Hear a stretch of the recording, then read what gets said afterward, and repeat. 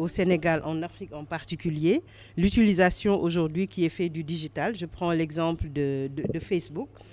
Par exemple, aujourd'hui, on peut faire ses courses à travers Facebook, etc. Étant très présente dans les réseaux de femmes, je peux dire que pratiquement, je fais aujourd'hui mes courses sur les réseaux sociaux. Donc, c'est une réelle opportunité. C'est une réelle opportunité au Sénégal et en Afrique de manière générale. Je me permettrai d'abord de remercier M. Silla et toute l'équipe de BND. Remercier également mes collègues du DJI qui l'ont introduit chez nous. La direction des financements verts et des partenariats du ministère de l'Environnement et du Développement durable s'occupe naturellement de mobilisation des ressources. Mais nous œuvrons également pour la promotion de l'économie verte et surtout aussi pour ce nouveau concept qu'on appelle aujourd'hui les emplois verts, les éco-activités.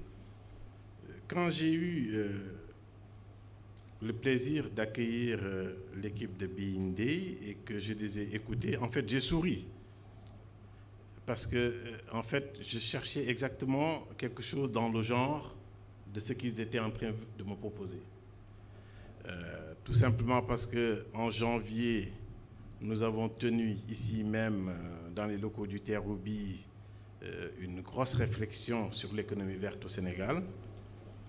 Et au bout de 2 jours de réflexion avec tous les acteurs dépositaires d'enjeux, nous avions retenu, et ce n'était pas la première fois, qu'il nous fallait un cadre d'échange.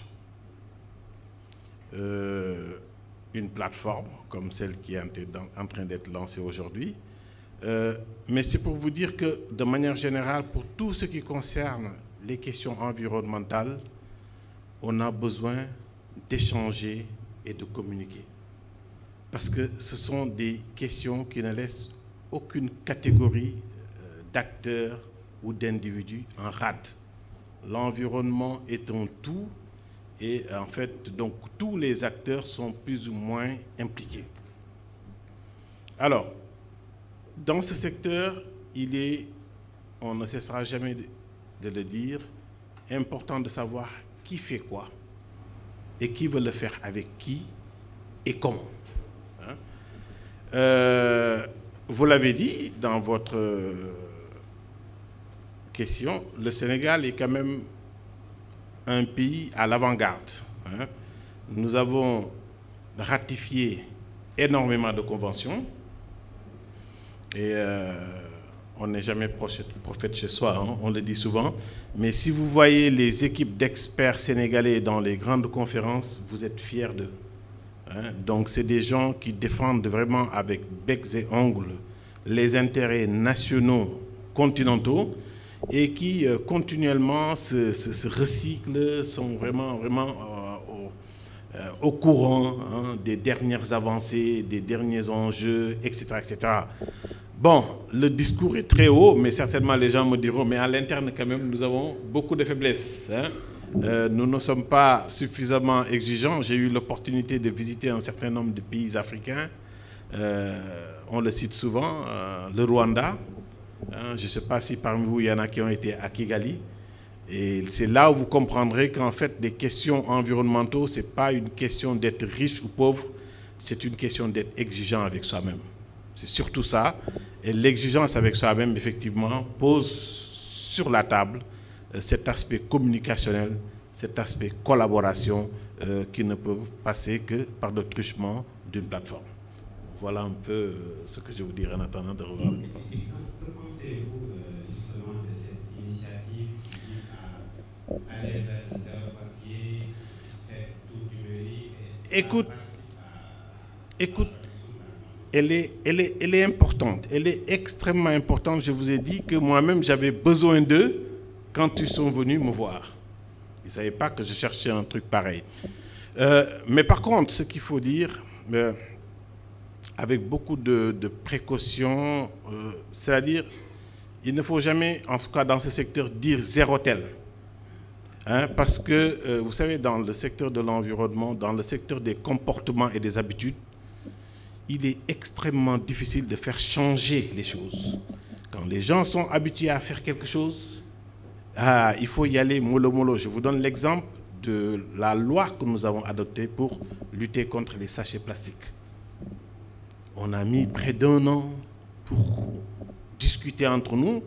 Et lorsque cette loi a été adoptée, effectivement, parce qu'il n'y a pas eu suffisamment d'alternatives, parce que le plastique, il est gratuit chez le boutiquier, parce que le plastique, il est très commode à porter, parce que le plastique, tu finis avec, tu l'écrases facilement, tu le jettes. Il y a tellement de petites commodités qui accompagnent le plastique que si on ne trouve pas une alternative à hauteur de tout ça, mais les gens vont continuer à utiliser le plastique.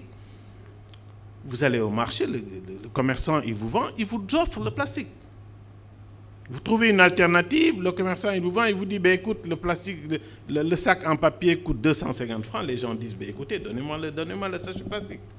Donc, tu vois un peu, dans le secteur où nous sommes, il y a beaucoup de comportements, il y a beaucoup de façons de faire qu'on est obligé de changer lentement. Le plastique, le papier, on peut diminuer peut-être l'usage de ça pour moins encombrer notre environnement, mais il y a aujourd'hui le concept de l'économie circulaire. Il y a aujourd'hui le concept de l'économie circulaire où rien ne se perd, rien ne se crée, tout se transforme. Donc, moi, j'ai financé dans le cadre des emplois verts plus d'une dizaine de petites et moyennes entreprises qui aujourd'hui récupèrent le plastique et le transforment. Et dans des matériaux que vous utilisez aujourd'hui, il y a peut-être 10 à 20% de plastique recyclé. Et les entreprises qui font ça sont beaucoup plus compétitifs. Il y en a qui tissent le plastique, qui en font des nappes, etc. J'ai financé certains qui font avec le papier, qui font des alvéoles, etc., etc. Donc, en fait, il faut juste maîtriser les flux, c'est-à-dire faire en sorte qu'on n'en produise pas plus et que cela reste, en fait, dans l'environnement et pollue. Je salue le public et je remercie également l'équipe de BND et Maguette pour m'avoir invité et puis me donner aussi une opportunité de parler du Big Data, parce que c'est avec un plaisir que je le fais. Bon, voilà, pour une petite définition très simple et très rapide, en fait, le Big Data peut être vu de deux manières. Ça veut dire c'est un ensemble de données, donc des données qui sont assez volumineuses, de sorte qu'elles ne puissent pas être traitées par les méthodes classiques. Ça veut dire par un ordinateur, bon, aussi puissant qu'il puisse être. Un seul ordinateur ne pourra pas traiter ces données-là. Au moment où on en a assez dans ce cantier-là, on dit OK, on peut les classer, on peut parler de Big Data. Maintenant, l'autre définition, c'est que aussi, le Big Data aussi est considéré comme l'ensemble des technologies qui permettent de traiter ces données massives. Et puis, de manière, on va dire, en un temps humain. Ça, je donne un cas simple. Supposons qu'il y ait une promotion, d'un opérateur de télécom et que, en fait, les résultats, disons, de cette promotion doivent être analysés ou traités dans les 2 heures qui suivent pour prendre encore une décision sur notre promotion. Donc, si traiter ces données-là dépasse 2 heures, effectivement, ça ne sert plus à rien. Maintenant, le fait de traiter ça dans les 2 heures, c'est ça que je dis humainement compréhensible. Voilà, et puis ensuite, donc, les Big Data aujourd'hui, on les définit principalement en V. Bon, vélocité pour dire effectivement la vitesse dont je viens de parler. Variété pour dire il faut qu'il y ait plusieurs origines des données-là. Et naturellement, d'où les données effectivement que vont générer un projet tel que BND. Et un aspect très très important qui est la valeur. Ça veut dire qu'il faut que l'ensemble de ces données-là traitées puissent être valorisées. Bon, après, il y a d'autres V, comme on parle de véracité, il faut que les données soient vraies, et ainsi de suite. Maintenant, aujourd'hui, des plateformes telles que BND, en fait, vont permettre d'avoir tous les 3 V, et surtout le V de la véracité. Et ça veut dire que quoi? Dans les systèmes classiques, où effectivement on allait recenser les données, on allait faire des recensements des questionnaires, là la donnée peut être biaisée, puisque quelqu'un peut donner une réponse et que peut-être vous, en utilisant votre formulaire, vous donnez une mauvaise réponse, ou bien vous faites une erreur par rapport à la réponse que l'enquêteur a donnée. Alors que si c'est des plateformes comme BND, effectivement, là c'est les données qui sont recueillies. Et quand la donnée est recueillie, on est sûr et certain que c'est la bonne donnée qui est recueillie. Et donc, naturellement, donc l'opportunité des big data dans ce système-là, ben, c'est de... Bon, je donne un cas simple. Mais supposons qu'aujourd'hui, au lieu d'utiliser des plastiques, par exemple, ou bien en tout cas, on part vers une transformation, vers une dématérialisation, donc vers la digitalisation de la donnée, mais ça va permettre de pouvoir faire des estimations, de pouvoir des prédictions même sur le déplacement des populations, sur par exemple comment est-ce que les embouteillages peuvent être gérés, parce qu'on sait qu'à telle heure ou à telle période, il y a plus de flux, il y a plus de connexions dans tel ou tel lieu, et puis ça va permettre d'apporter de la valeur et va permettre des prises de décision, effectivement, du côté des autorités publiques. Et c'est des décisions qui seront fondées, ça veut dire qu'ils ne seront plus basées simplement sur l'aspect science sociale, qui dit que voilà, en fait, on suppose, d'après les termes de Freud ou de notre expert, que l'homme se comporte comme ça, mais là, on aura réellement le comportement de l'humain. Et donc, c'est un peu vers cette dématérialisation, vers cette digitalisation, effectivement, que des produits tels que Being Day ou d'autres, hein, effectivement, pourront être très, très, très, très, très importants. Au nom de la CDP, je remercie l'équipe d'Interface et de Maguetila de nous avoir conviés à cette rencontre qui est très, je dirais, importante au regard de la thématique qui est discutée aujourd'hui. On parle de Wi-Fi, d'environnement, de manière générale du numérique et de l'innovation. Alors, on parle de données personnelles. Aujourd'hui, l'actualité, tout le monde parle de données personnelles. On parle de l'histoire du parrainage, on parle de tout ce qui est Cambridge Analytica, etc. Et les données à caractère personnel sont au cœur donc, de ces débats, au cœur aujourd'hui de l'innovation technologique. Peut-être commencer par rappeler ce que c'est une donnée personnelle, une donnée à caractère personnel. La loi sénégalaise de 2008, 12 du 25 janvier 2008, définit la donnée personnelle comme toute information qui permet d'identifier une personne physique, directement ou indirectement. La personne physique, vous l'entendrez comme la personne en chair et en os, comme vous et moi. Donc, toute information qui permet d'identifier cette personne, que ce soit le nom, le prénom, le numéro de téléphone, etc. Alors, aujourd'hui, le législateur a mis en place un cadre juridique pour protéger ces données personnelles, parce que ces données personnelles sont dans tous les secteurs d'activité. Vous prenez le secteur de la santé, il y a les données médicales, les données qui sont très sensibles. Vous prenez le secteur des finances, tout ce qui est banque, il y a des données qui sont également très sensibles. Vous prenez le secteur de la sécurité. Aujourd'hui, vous voyez partout, il y a des caméras de surveillance dans Dakar, donc, qui filment des individus, des images qui sont captées, ce sont des données à caractère personnel. Dans vos entreprises, là où vous travaillez, l'employeur met en place un système de pointage, par exemple, biométrique. C'est par exemple l'empreinte digitale. C'est également une donnée à caractère personnel. Les opérateurs de télécommunications vous envoient des SMS, des messages de prospection commerciale. Ils utilisent vos données personnelles pour vous offrir des services. Aujourd'hui, Being Day va faire pareil. Being Day va mettre en place une plateforme vous permettant d'accéder gratuitement au Wi-Fi. Mais derrière, qu'est-ce qu'il y a? On utilise vos données personnelles. Quand Maguette m'a appelé pour me parler du projet, je me suis dit, waouh, c'est très innovant, mais derrière, il y a quand même énormément de risques sur la protection des données personnelles. Mais ne vous inquiétez pas, on va les accompagner pour respecter tout ce qui est cadre juridique et réglementaire de la protection des données personnelles. Pour en venir à la question de Muntaga, qu'est-ce que la CDP fait aujourd'hui pour protéger les données personnelles? Alors, nous avons une mission, je dirais, des pouvoirs de contrôle de tous les traitements qui se font sur les données personnelles. Un contrôle qui s'est fait a priori et un contrôle a posteriori. Pour le contrôle a posteriori, je suis venu avec le directeur de l'innovation de la technologie. C'est lui-même qui devait être à ma place pour le respect de la hiérarchie. Donc, il se charge du contrôle a posteriori, c'est-à-dire quand quelqu'un fait une déclaration ou bien une demande d'autorisation de traitement de données personnelles. Un exemple terre à terre, une banque qui déclare sa base de données clients ou bien Being Day qui déclare, Interface plutôt qui déclare sa plateforme Being Day en collectant des données personnelles. Après, M. Tian va aller contrôler le traitement qui est fait.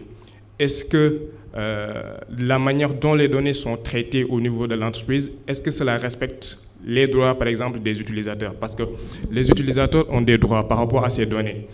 Aujourd'hui, je suis utilisateur de l'interface de la plateforme BindE. Mes données sont collectées. J'ai le droit d'être informé des raisons pour lesquelles mes données sont collectées et cette information doit être claire et précise. Vous utilisez des plateformes telles que Facebook, Twitter ou autres, souvent vous avez les conditions générales d'utilisation, des mentions. Souvent, on n'a pas le temps de les lire. On vous dit, oui, j'accepte les conditions générales, etc. Après, moi, ce qui m'intéresse, c'est après d'utiliser le service, alors que je n'ai pas pu prendre mon temps de lire. Parce que dans ces conditions générales d'utilisation, il y a énormément d'informations qui portent sur nos données personnelles. Nos données sont collectées, elles sont partagées, elles sont vendues, elles sont transférées vers des pays tiers, vers des pays où même le niveau de protection des données personnelles n'est pas, je dirais, adéquat. On transfère des données vers Costa Rica ou bien, bon, on ne sait pas ce qu'on va faire de nos données personnelles. Donc aujourd'hui, la mission de la CDP, c'est de contrôler ces traitements sur ces données personnelles. Parce que quand on parle de données personnelles, on parle également de la vie privée. La donnée personnelle fait partie intégrante de la vie privée. On parle de notions de sutura, de jom, etc. Sutura, c'est la vie privée. Donc c'est une des valeurs de nos sociétés également. Aujourd'hui, personne ne souhaiterait pas que l'on sache quelque chose sur sa vie privée. Il y a des informations que nous souhaitons garder pour nous, il y a d'autres que nous voulons partager avec d'autres personnes.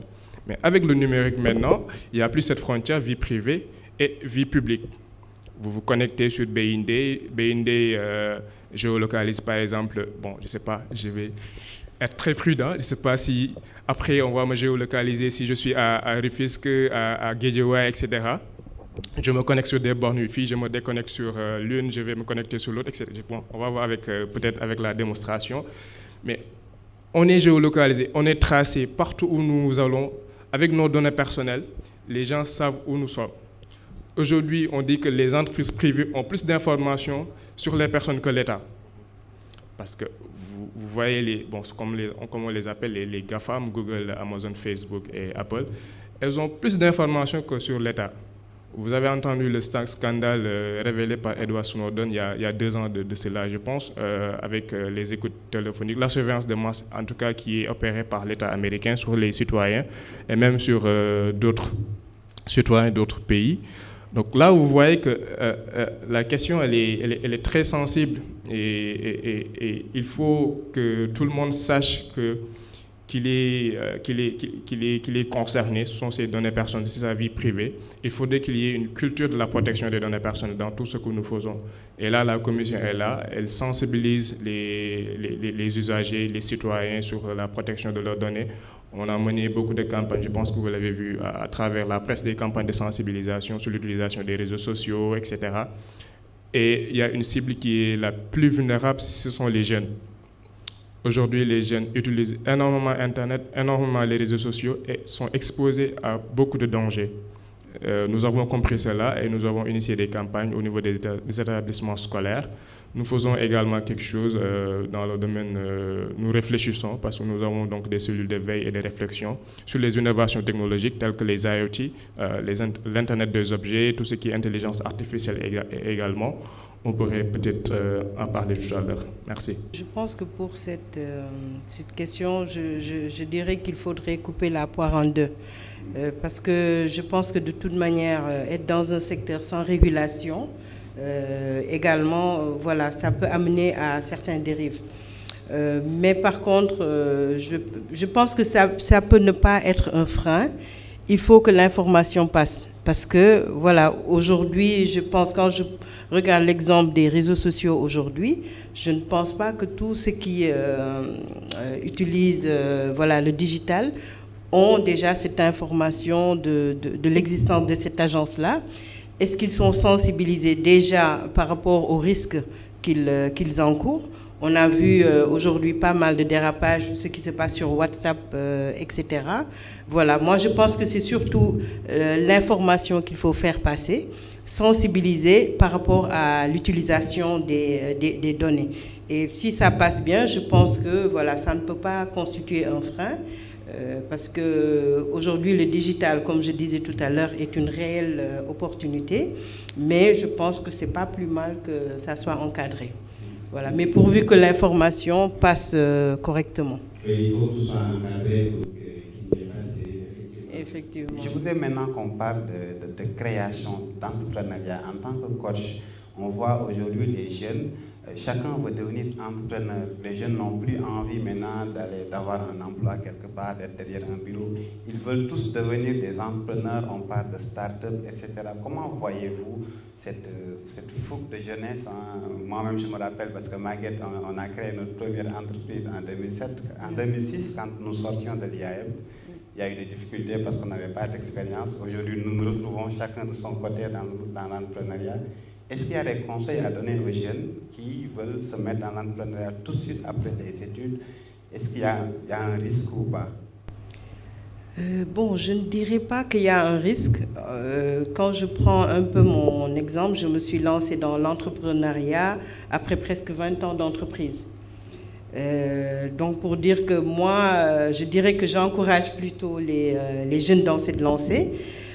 Surtout aujourd'hui, les opportunités qu'offre le digital. Aujourd'hui, on peut être voilà, entrepreneur, comme on dit, du jour au lendemain. Mais seulement le conseil que je donnerais à beaucoup de jeunes, parce qu'on voit aujourd'hui les entreprises se créent beaucoup, mais voilà, ferment quasiment pratiquement au même rythme. Moi, ce que je dirais surtout aux jeunes, n'hésitez pas à vous former. Il faut qu'on mette plus de rigueur dans l'entrepreneuriat. C'est-à-dire quand vous choisissez de travailler dans un secteur donné, allez-y jusqu'au bout. Allez-y chercher l'information. Ayons l'habitude de faire de la veille. Faisons de la veille. Ça, je pense en tout cas au Sénégal. Je suis jeune entrepreneuse, comme on dit, mais ce que j'ai remarqué souvent, c'est que les gens parfois ne vont pas jusqu'au bout. C'est vrai que ça, bon, c'est bien de, voilà, je suis entrepreneur, c'est bien vu et tout, mais il faut aller jusqu'au bout. N'hésitez pas à vous former et surtout faites de la veille.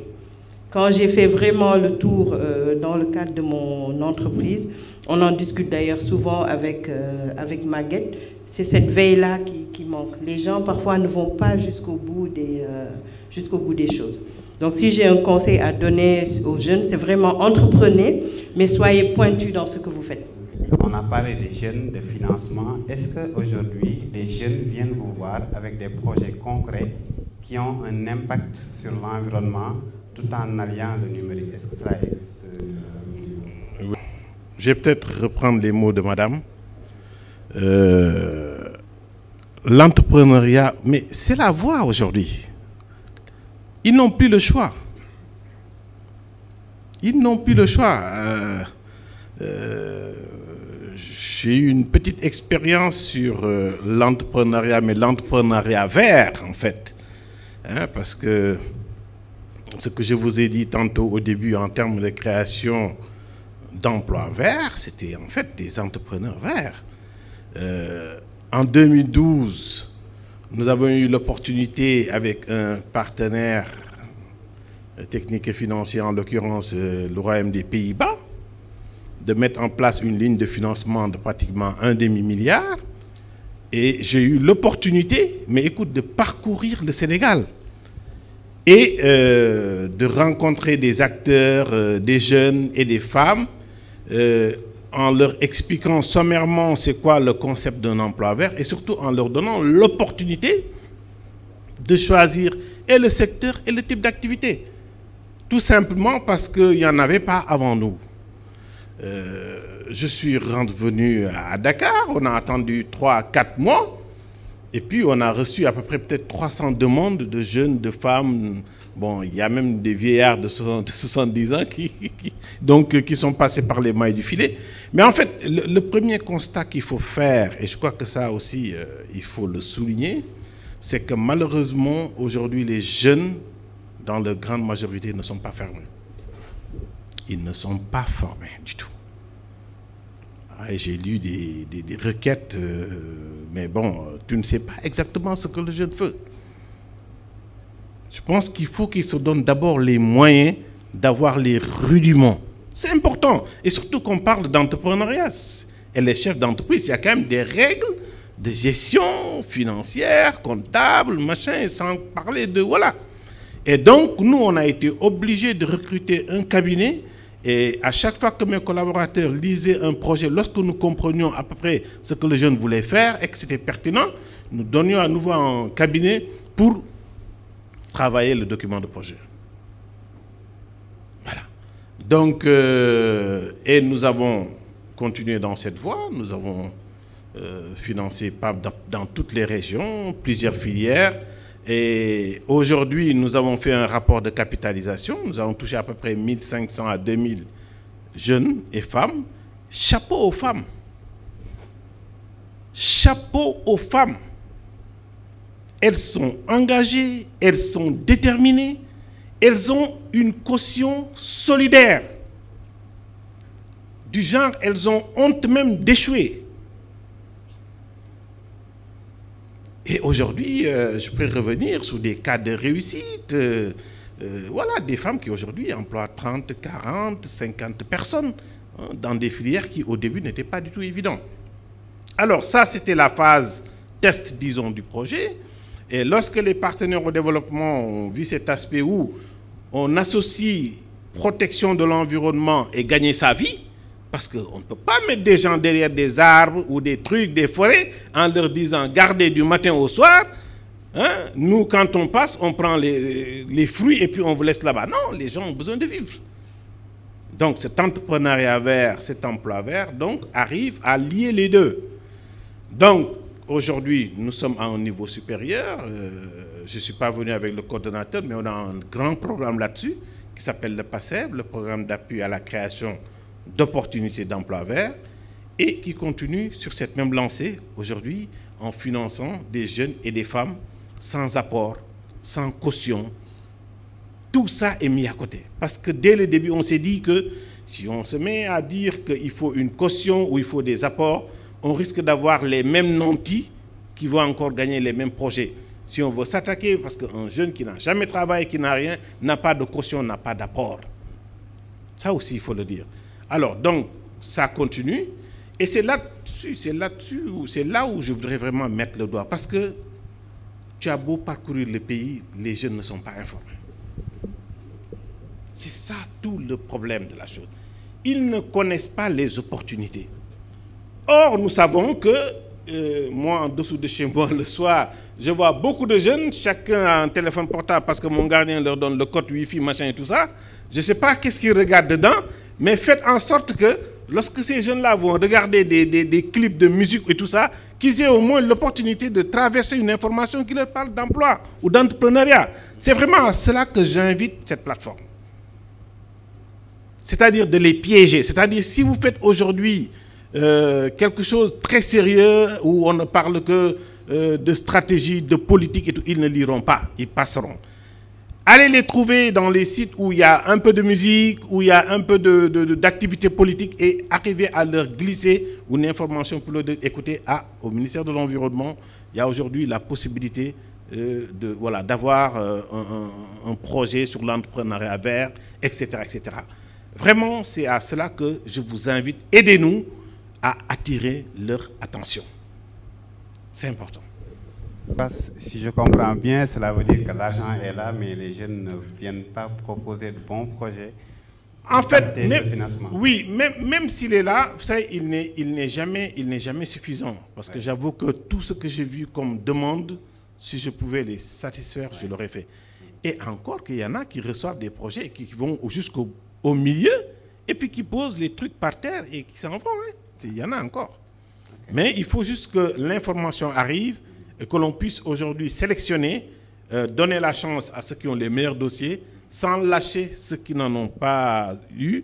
Et c'est juste de leur renforcer les capacités et de les mettre sur d'autres canaux si c'est possible. Parce que c'est une question de dignité, l'emploi. C'est une question, et ce ne sont pas des jeunes d'autres pays, ce sont les jeunes de ce pays. Ce sont nos frères, ce sont nos sœurs, ce sont etc. On doit le faire pour eux. C'est important. Des Amazon, des Apple, des Microsoft, on les appelle les GAFAM. Elles commencent même à investir dans le vert. Par exemple, le siège de Apple qui a été inauguré il y a quelques mois consomme de l'énergie verte. Alors, quel conseil vous allez donner justement aux entrepreneurs, mais aussi aux institutionnels, pour utiliser le numérique tout en pensant protection de la planète, tout en pensant green? Bon, peut-être que je vais... Bon, c'est pas... Peut-être une petite suggestion. Je pense pas que Google ou... non, que Facebook ou Google puissent polluer plus que General Motors ou Renault. Voilà.